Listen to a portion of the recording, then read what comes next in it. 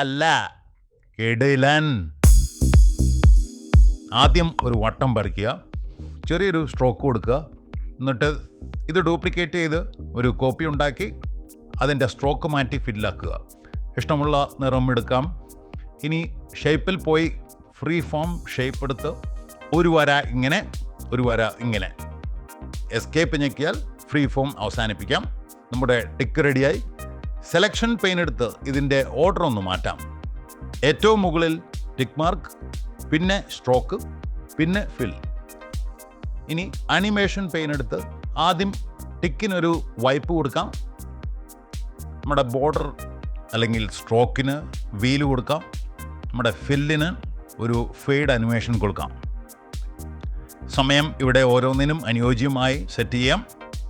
ആദ്യത്തേത് മാത്രം on click, മറ്റ് രണ്ടും ആഫ്റ്റർ പ്രീവിയസ്. ഇത് നമ്മൾ ഗ്രൂപ്പ് ചെയ്താൽ നമ്മുടെ ആനിമേഷൻ നഷ്ടമാകും. അതുകൊണ്ട് എല്ലാം സെലക്ട് ചെയ്ത് കോപ്പി പേസ്റ്റ് ചെയ്യാം.